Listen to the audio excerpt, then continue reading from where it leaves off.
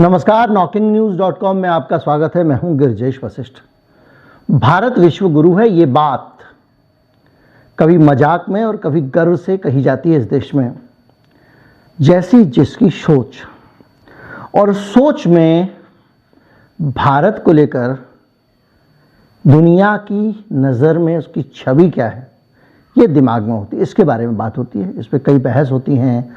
Press freedom report, ये report, वो report, उस सब का अलग अलग जिक्र होता रहता है।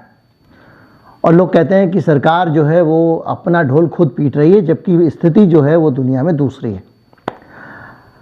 और सबसे ज़्यादा चिंतित इस देश के समझदार लोग, बुद्धिजीवी लोग, जो धार्मिक भेदभाव है, धार्मिक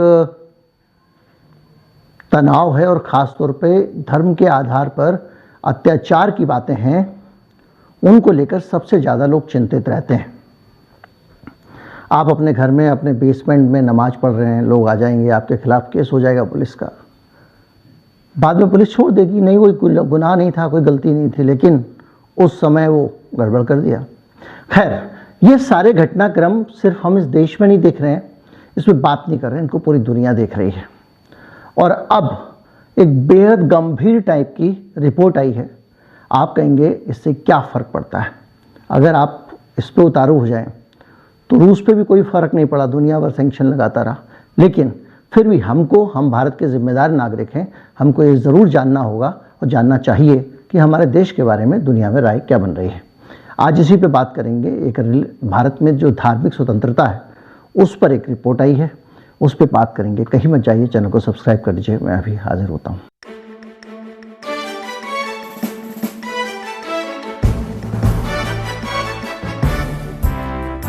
अमेरिका का एक आयोग है, अमेरिकी आयोग, अंतर्राष्ट्रीय धार्मिक स्वतंत्रता पर यह काम करता है।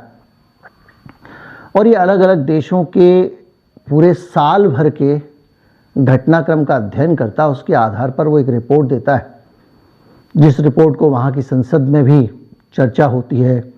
और बाइडेन सरकार से या जो भी सरकार होती है वहाँ की, उससे कहा जाता है कि इसके आधार पर आप एक्शन लीजिए, या तो आप कुछ संस्थाओं पर प्रतिबंध लगाइए वहाँ की, या कुछ अलग अलग तरह की चीज़ें। और जो द्विपक्षीय बातचीत होती है भारत के साथ, उसमें भी इस मसले को उठाइए।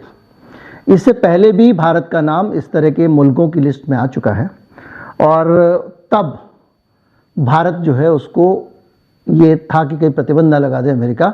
लेकिन अमेरिका ने रिपोर्ट में वो रैंकिंग वैसी होने के बावजूद, खतरनाक टाइप की, उसने हमारे ऊपर प्रतिबंध नहीं लगाया था, क्योंकि अमेरिका को भारत की ज़रूरत है।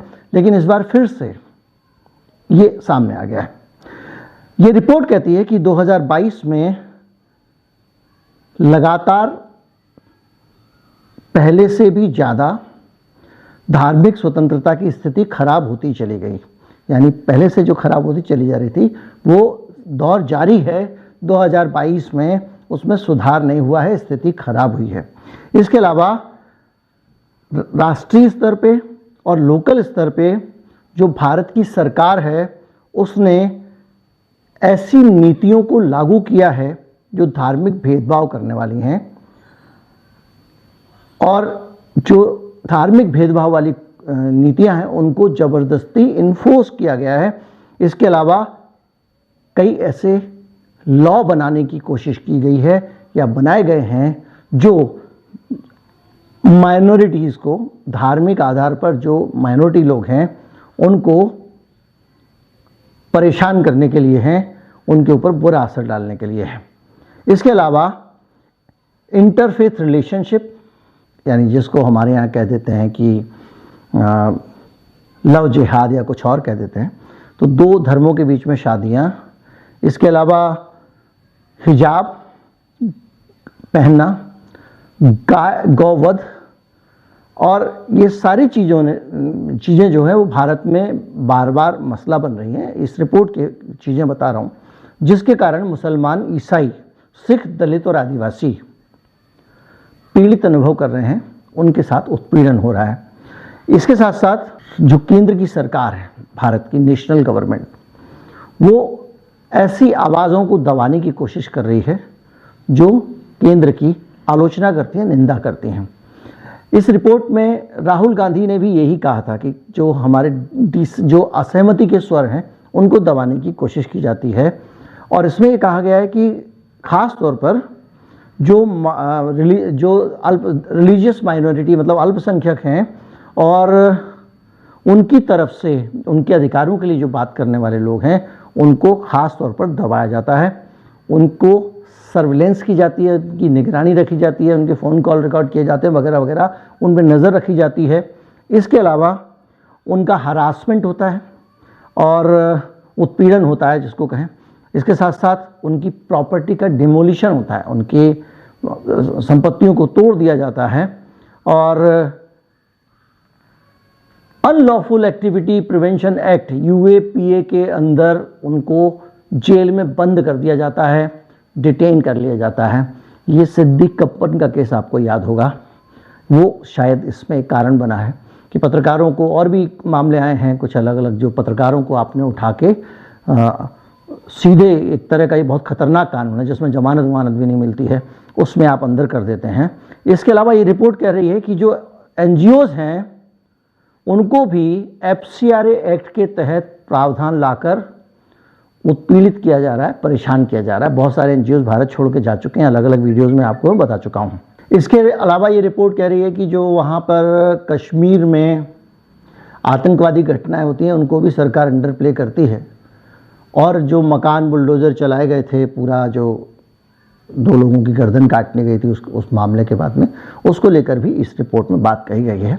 और इस रिपोर्ट ने जो कहा है अमेरिका की सरकार से, वो ये कहा है कि भारत को चिंताजनक देश घोषित करे, कंट्री ऑफ पर्टिकुलर कंसर्न, खास तौर पे इस मामले में, धार्मिक स्वतंत्रता के मामले में, और टारगेटेड सैंक्शन लगाए इंडिया गवर्नमेंट एजेंसीज पे।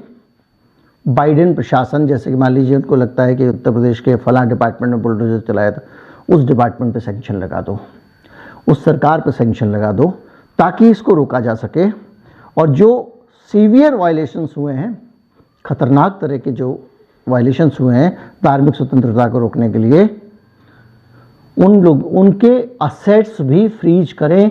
यानी दुनिया में अगर उन संस्थाओं की कोई संपत्तियां, मान लीजिए RSS का नाम आया, तो RSS की दुनिया में जहाँ जहाँ संपत्तियां हैं दुनिया भर के देशों में, या विश्व हिंदू परिषद का नाम आया, तो उन संपत्तियों को सीज किया जाए। इसके अलावा ये भी कहा गया है कि जो अमेरिकन कांग्रेस है वो इस इशू को उठाए। अच्छा, ये पहले भी नाम आया था, उस वक्त भारत ने इस पर बड़ी तीखी प्रतिक्रिया दी थी। हमारे जो विदेश मंत्री एस जयशंकर, उन्होंने कहा था कि वो पहले अमेरिका हमको ना सिखाए, अपने देश में देखें उनके यहाँ क्या हाल है, उनके यहाँ किस तरह का नस्लवाद है।